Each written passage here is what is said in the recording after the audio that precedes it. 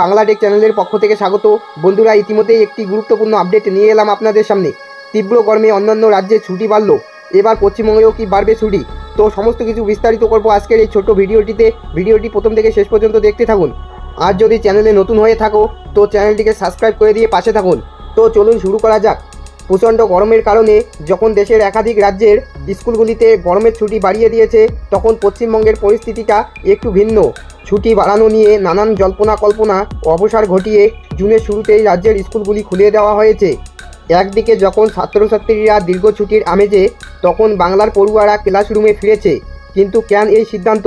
অন্যান্য রাজ্যের তুলনায় পশ্চিমবঙ্গের পরিস্থিতি ঠিক কোথায় দাঁড়িয়ে? এই বছর গরমের তীব্রতা অতীতের অনেক রেকর্ড ভেঙে দিয়েছে। ছাত্রছাত্রীদের স্বাস্থ্যের কথা মাথায় রেখে একাধিক রাজ্য সরকার গরমের ছুটি বাড়ানোর সিদ্ধান্ত নিয়েছে। তো চলুন এবার জেনে নেই। দিল্লির রাজধানীতে স্কুলগুলিতে 11ই মে থেকে 30শে জুন পর্যন্ত বন্ধ রাখার সিদ্ধান্ত নেওয়া হয়েছে। পাঞ্জাব ও হরিয়ানা এই দুই রাজ্যেই জুন মাস জুড়ে অর্থাৎ 30শে জুন পর্যন্ত ছুটির ঘোষণা করা হয়েছে।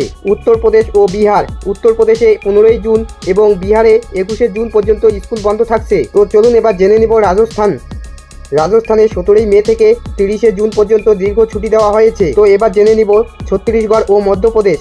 ছত্তিশগড়ে 25শে জুন এবং মধ্যপ্রদেশে 15ই জুন পর্যন্ত ছুটি বাড়ানো হয়েছে। এই তালিকা থেকে স্পষ্ট যে উত্তর থেকে মধ্য ভারত পর্যন্ত বেশিরভাগ রাজ্যেই পড়ুয়াদের স্বস্তি দিতে ছুটির সময়সীমা বাড়িয়েছে।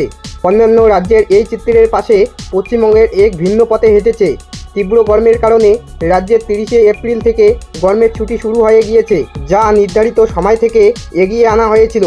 ছুটি বাড়ানো হবে কিনা তা নিয়ে অভিভাবক এবং ছাত্রছাত্রীদের মধ্যে ব্যাপক জল্পনা ছিল। সোশ্যাল মিডিয়াতেও নানান বিভ্রান্তির খবর ছড়িয়ে পড়ে, কিন্তু শেষ পর্যন্ত রাজ্য সরকারের ছুটি আর না বাড়িয়ে সিদ্ধান্ত নেয় এবং 2 জুন থেকে স্কুল খুলে দেয়। বিকাশ ভবন সূত্রে জানানো হয়েছে, এই সিদ্ধান্তের পিছনে কয়েকটি গুরুত্বপূর্ণ কারণ রয়েছে। বিগত কয়েক বছর ধরে করোনা এবং গরমের কারণে ছুটির সংখ্যা বেড়েছে, যার ফলে সিলেবাস শেষ করতে সমস্যা হচ্ছিল। এই বছরে সেই ক্ষতি পুষিয়ে নিতে চাইছে শিক্ষা দপ্তর। উচ্চ মাধ্যমিক স্তরে নতুন সেমিস্টার ব্যবস্থা চালু হওয়ায় সময়মতো সিলেবাস শেষ করাটা একটা বড় চ্যালেঞ্জ। ছুটি বাড়লে এই প্রক্রিয়া আরও পিছিয়ে যেত। রাজ্যের অনেক স্কুলেই শিক্ষকের অভাব রয়েছে। এই পরিস্থিতিতে কর্মদিবস কমানো হলে পড়াশোনার মান ধরে রাখা কঠিন হয়ে পড়ত। এই কারণগুলোর মাথায় রেখেই পড়ুয়াদের ভবিষ্যতের কথা চিন্তা করে স্কুল খোলার সিদ্ধান্ত নেওয়া হয়েছে। স্কুল খুলে যাওয়ায় অনেক অভিভাবকই হয়তো সন্তানদের স্বাস্থ্য নিয়ে চিন্তিত, তবে কিছু সাবধানতা অবলম্বন করলেই সমস্যা এড়ানো সম্ভব।